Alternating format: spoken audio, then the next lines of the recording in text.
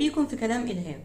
من أكتر المهارات اللي بنتعلمها وبتساعدنا إن احنا نمشي في حياتنا كده بسهولة، وبتساعدنا إن احنا نتغلب على صعوبات الحياة، هي مهارة التغافل أو التطنيش أو تكبير الدماغ. إن الشخص ده ما يبقاش واقف على كل حاجة كده وواقف بالملي للناس، هتعملوا كذا لا يبقى انتوا قصدكوا كذا، لا انت لازم تعمل كذا زي ما انا عاوز بالظبط مش زي ما انت شايف. ودايما واقف على الوحدة، دايما كده عامل زي الشخص اللي بيخبط دماغه في الحيط، اللي هو مش مستفاد حاجة اصلا غير ان دماغه بتوجعه. طيب وليه؟ ما احنا ممكن نتغافل ونسيب الناس تعمل اللي هي عايزاه، او لما يعملوا موقف نطنشه ولا كأننا شايفينه. مش لازم الناس تمشي بمسطرة على الطريق اللي احنا راسمينه، لا، كل واحد ليه شخصيته وكل واحد ليه تجاربه في الحياة اللي على اساسها بيتصرف.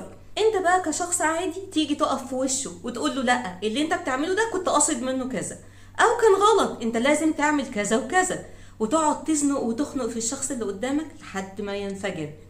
طيب وبعدين؟ ما انت لما بتزنق الشخص اللي قدامك كده ما بتسيبلوش فرصة ان هو يفلفص منك، لا، انت حاطه في كورنر وواقف قدامه. الحل الوحيد ان هو هيعمل ايه؟ هينفجر فيك، والموضوع هيكبر وهيكبر، مع انه كان ممكن يتلم بمنتهى البساطة. اللي هي ايه البساطة دي؟ ان انت تبص الناحية التانية ولا كأنك شايف التصرف بتاعه ده، وما تقعدش تخليه عاوز كل حاجة تعملها زي ما انت شايف بالظبط، مش زي ما هو عاوز يعمل.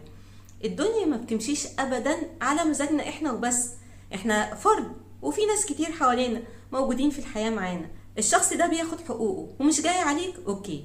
بيعمل واجباته اللي مطلوبة منه ومش مقصر، اوكي. احنا عاوزين ايه اكتر من كده؟ لكن كنا ماشيين بمسطرة وعاوزين كل الناس تمشي على المسطرة دي بإرادتنا احنا، ده مش منطقي ومش طبيعي، وهينفر كل الناس مننا. في كل العلاقات محدش ابدا بيستحمل ان حد يزنقه بالشكل ده. حتى لو اتنين متجوزين وقاعدين في نفس البيت، تلاقي الست تقول جوزي ده لازم يمشي بالظبط زي ما انا رسماله، لو عمل اي تصرف تاني لا مش هرضى بيه، وهقعد بقى أأنبه واقعد ازنقه واقول له انت ازاي تتصرف بالشكل ده. ونفس الكلام بالنسبه للزوج اللي هو بيجي على مراته قوي ودايما حاطط لها مسطره كده ولازم تمشي عليها بالملي، لو طلعت سنتي واحد عن الخط اللي هو راسمه لها يا ده يا دقي، وتبقى خناقه رب السماء، وممكن توصل لاكتر من كده بكتير. ليه؟ لان انت ما بتسيبش للي قدامك ده فرصه انه يفلفص فيها.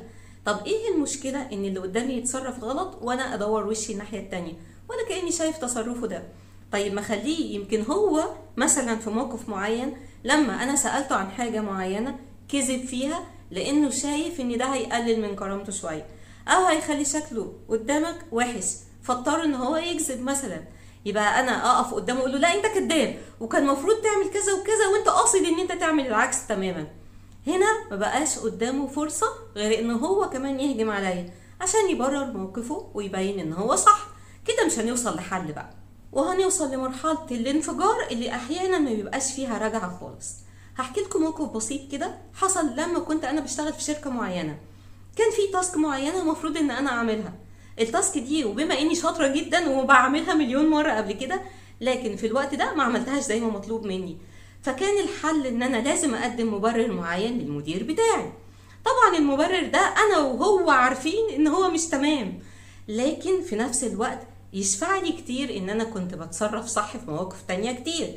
هو بقى مسك المبرر بتاعي ده وقعد يفنده وقعد يهجم عليا ويقول لي ان انا غلطانة وان انا ما كانش المفروض اعمل كده، وتأنيب تأنيب للصبح، وكل ما يشوفني في وشه. الحل الوحيد ايه؟ ان انا سبت له الشغل خالص خالص.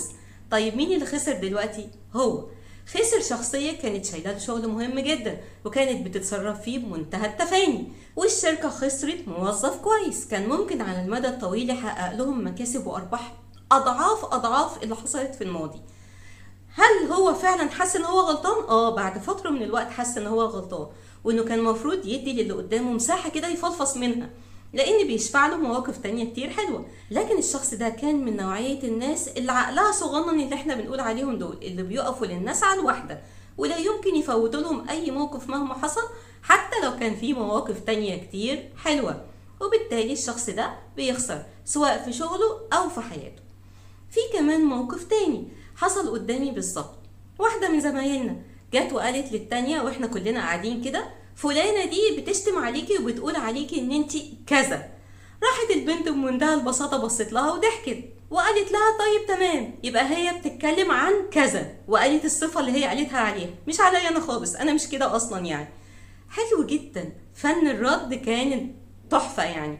وكمان البنت التانية سكتت لانها ما عرفتش ان هي تاخد حق ولا باطل من البنت دي، ولا انها تقلب الدنيا ولا كده. وفي نفس الوقت هي دورت وشها وما وقفتش عند الإساءة اللي عملتها لها زميلتها دي، وقالت لا ده لازم اخد حقي، لا ازاي تقول كذا وكذا. 3/4 راحتنا النفسية بتيجي من ان احنا نتغافل، وان احنا نطنش، وان احنا نعمل ودن من طين وودن من عجين، ونسيب الناس اللي حوالينا يفلفصوا ويخرجوا من الزنقة اللي احنا زنقناها لهم دي، علشان في المستقبل العلاقة تفضل طيبة، ونفضل احنا ناس بشوشين كده، وناس احنا كمان مرتاحين نفسيا. لكن تعالوا بقى نشوف العكس تماما. طيب حلو، انا اثبتت ان انا صح، وان انا وجهة نظري صح، وان رأيي في الشخص الفلاني ده هو مفيش بعد كده بقى. برافو. ها طب وبعدين حققت ايه؟ ولا اي حاجة.